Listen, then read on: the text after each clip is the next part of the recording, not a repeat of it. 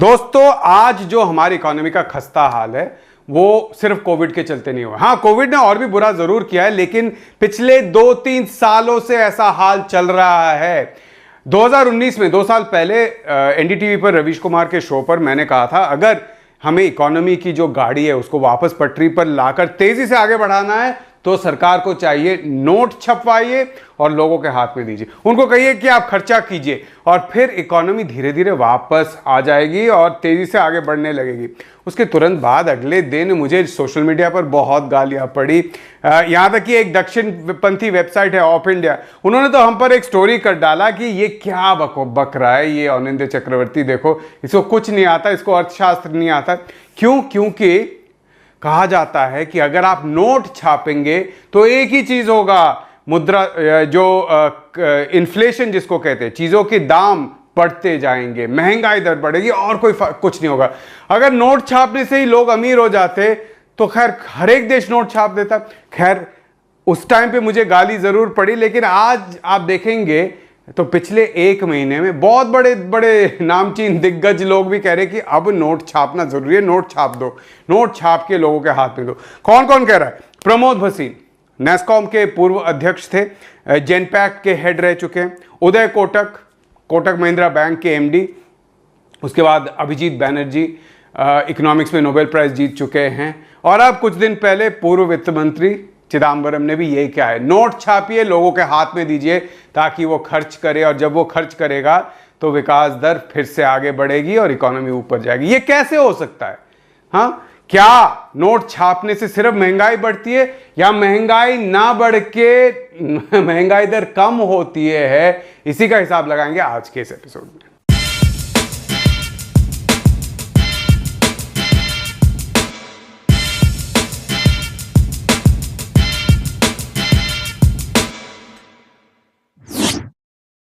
दोस्तों, कहा जाता है कि आप देखिए कि किसी भी इकोनॉमी में, हाँ कोई भी इकोनॉमी हो, है ना, अगर उसमें 10 फैक्ट्रियां हैं तो वो 10 फैक्ट्रियां 100 चीजें बना सकती है। अगर आप नोट छाप के लोगों के हाथ में दे देंगे, फैक्ट्रियां तो वही 100 चीजें बनाएंगी, लेकिन पूरे अर्थशास्त्र में, आर्थिक व्यवस्था में क्या होगा? लोगों के हाथ में ज्यादा पैसा हो जाएगा। अगर वो 100 चीज के पीछे पहले 1000 रुपए खरीदने के लिए 1000 रुपए थे इकोनॉमी में, अगर आपने नोट छाप के उसको 1200 कर दिया तो एक ही चीज होगा, जो 10 रुपए का माल था वो 12 रुपए का हो जाएगा और कुछ नहीं होगा। यही कहते हैं अर्थशास्त्री। खैर, ये तभी होता है अगर सारी फैक्ट्रियां फुल कैपेसिटी पे में काम कर रही हैं, यानी कि फैक्ट्री में अगर 10 मशीन हो, 10 के 10 मशीन हर एक शिफ्ट में काम कर रही हो। लेकिन क्या अभी ऐसा हो रहा है? जी नहीं। आप अगर मार्च क्वार्टर यानी जनवरी से मार्च का अगर डेटा ले ले आरबीआई का, तो हमें पता है कि हमारे देश में इस वक्त अगर 100 मशीन चल रहे हैं तो उनमें से सिर्फ 65-66 चल रहे हैं, यानी कि 33 से 35 मशीन ऐसे हैं जो बंद हैं, जिनको यूज किया जा सकता है लेकिन यूज किया नहीं जा रहा है। इसका कारण क्या? और ये डेटा लॉकडाउन से पहले का है, याद रखिए, सेकेंड वेव से पहले का डेटा है। क्यों? क्योंकि खरीदार नहीं है हमारे मार्केट में। अगर 100 मशीन में पूरे मशीन चलाकर, सारे शिफ्ट चलाकर 1000 चीजें बनाए जाए और भारत में सिर्फ 800 चीजें खरीदने के लोग हैं, तो फिर मशीन चलाने का फायदा नहीं है ना। 200 फालतू बन रहे जाएंगे, स्टॉक में बैठ जाएंगे, तो अगले साल आपको नहीं चलाना पड़ेगा मशीन। तो इसीलिए मशीन कम रेट पे चल रहे हैं, कैपेसिटी यूटिलाइजेशन हमारे फैक्ट्रियों का कम है।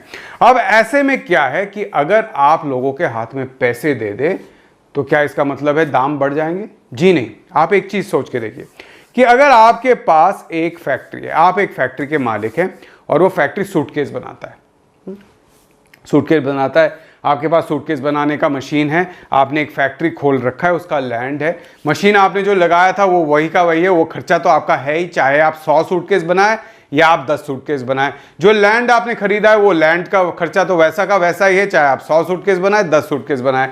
आपके टॉप मैनेजर जो हैं उनकी सैलरी तो वही का वही है। कम सूटकेस बनाए तो ये नहीं कह सकते आपकी आज से आपकी सैलरी आधी हो गई, हो जाता है लेकिन टाइम लगता है। खैर, इसमें क्या होगा? आप सोचिए कि अगर आपके फैक्ट्री में 10 मशीन है जो 100 सूटकेस बना सकते हैं और मशीन और लैंड का खर्चा आपका 1000 रुपए है, तो प्रति सूटकेस आपका खर्चा कितना हुआ? 10 रुपए। अब आपने कच्चा माल खरीदा है, प्लास्टिक है, थोड़ा बहुत स्टील है, सब कुछ खरीदा है, और आप मजदूरी देते हैं, जो कामगार हैं आपके फैक्ट्री में, उनको आप जो मजदूरी देते हैं, और कच्चा माल का टोटल खर्चा 20 रुपये है प्रति सूटकेस का। तो आपका टोटल खर्चा कितना बैठ रहा है प्रति सूटकेस का? 30 रुपये। 10 रुपये का फिक्स्ड कॉस्ट जो आप बदल नहीं सकते, वो मशीन का खर्चा है और लैंड का खर्चा है, और 20 रुपये जिसको आप वेरिएबल कॉस्ट कह सकते हैं, जिसमें आप मजदूरी दे रहे हैं और साथ में कच्चे माल का भी पैसा दे रहे हैं। अब आप सोचिए कि मार्केट में सूटकेस के खरीदार आधे हो गए हैं। अब क्या हो रहा है कि आप 100 सूटकेस बनाएंगे तो आप बेच नहीं सकते। हाँ, तो आपने क्या किया, 100 सूटकेस के जगह अब आप बना रहे हैं 50 सूटकेस, लेकिन आपका जो फिक्स्ड कॉस्ट है, मशीन का खर्चा है और लैंड का खर्चा है, वो वही का वही 10,000 रुपए है। अगर आप 50 सूटकेस बना रहे हैं तो फिक्स्ड कॉस्ट प्रति सूटकेस आपका 20 रुपए हो गया। वेरिएबल कॉस्ट क्या है? जहां पे आपका लेबर का खर्चा है और कच्चे माल का खर्चा है, वो भी 20 है। अब आपका खर्चा 40 रुपए हो गया प्रति सूटकेस। याद रखिए, पहले जब आप पूरे सारे मशीन चला रहे थे, आपका खर्चा प्रति सूटकेस 30 रुपए था, अब आपका 40 रुपए। पहले अगर आप मार्केट में यही सूटकेस 40 रुपए में बेच रहे थे तो क्या हो रहा था? आपका फायदा, आपका मुनाफा, प्रॉफिट 10 रुपए प्रति सूटकेस। वही चीज जब आप अब जाकर 40 रुपए में बेचने की कोशिश करेंगे तो क्या होगा? मुनाफा 0। 40 तो आपका खर्चा हो गया ना, 0 आपका मुनाफा है। तो आप क्या करेंगे? आप कहेंगे कि कोई फायदा ही नहीं है, फैक्ट्री बंद करके घर पे बैठो। कौन बिना मुनाफा के एक फैक्ट्री चलाएगा? आप सोचेंगे चलो कोई बात नहीं, मैं 40 रुपए वाला ना, ये जो 50 लोग हैं, 50 लोग जो हैं ये 42 रुपए पे खरीद लेंगे, बाकी 50 जो पहले खरीदे थे वो आज गरीब हो गए, वो तो खरीदने वाले हैं नहीं, तो 42 रुपए में मैं बेच रहा हूं, तो आपका 2 रुपए का फायदा हो जाएगा। लेकिन इसका मतलब क्या है कि जब लोगों के हाथ में पैसे नहीं है, खरीदार नहीं है, तो खर्चा बढ़ जाता है, दाम भी बढ़ जाते हैं। अब सरकार नोट छापकर लोगों के हाथ में दे दी। अब आपके 100 खरीदार फिर से आ गए। अब क्या हुआ?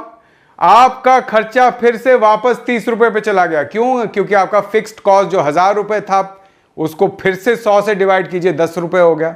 आपका वेरिएबल कॉस्ट यानी कच्चा माल और मजदूरी का खर्चा 20 रुपए, 30 रुपए वापस आ गया 40 से।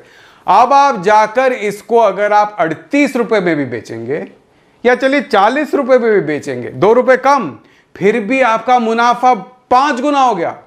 आपका मुनाफा 2 रुपए से 10 रुपए मुनाफा आपका हो गया, लेकिन जो फाइनल प्राइस उपभोक्ता दे रहा है वो 42 रुपए से गिरकर 40 रुपए पे आ गया है। यानी नोट छापकर लोगों के हाथ में देकर अगर कुल डिमांड, मांग मार्केट में बढ़ जाए तो फिर खर्चा कम हो जाता है और दाम भी घटते हैं। और इसका साथ में एक और चीज होता है, पहले आप 50 सूटकेस बना रहे थे, अब आप 100 सूटकेस बना रहे हैं, यानी कि कुल उत्पादन डबल हो गया है।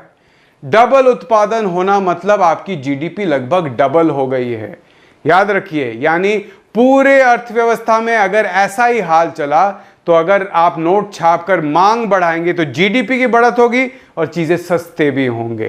तो इसीलिए नोट छापना जरूरी है। लेकिन आप देखिए कि क्या सरकार ऐसे बातें सुनती है? मुझे लगता है ये बातें सरकार सुनती है। हमें तो पता चल रहा है कि पहली तिमाही जो है सरकार ने, उसमें अप्रैल में सरकारी खर्चा घट गया है। सरकार ने पिछले साल की तुलना में कम खर्चा किया है अप्रैल 2021 में, जो कि पहला महीना है 2021-22 जो फिस्कल ईयर कहते हैं हम, वित्तीय साल कहते हैं, उसका पहला महीना, उसमें सरकार ने खर्चा घटा दिया। खर्चा बढ़ाने की जगह तो खर्चा घटा दिया। नोट छापकर वैक्सीन देना, लोगों के हाथ में देना ताकि वो चीजें खरीदे, ये जरूरी है। ये सरकार करेगी या नहीं ये तो सरकार ही जानती है, लेकिन यही असली आर्थिक नीति है। इसके बिना हमारे देश में इकोनॉमी वापस पटरी पर नहीं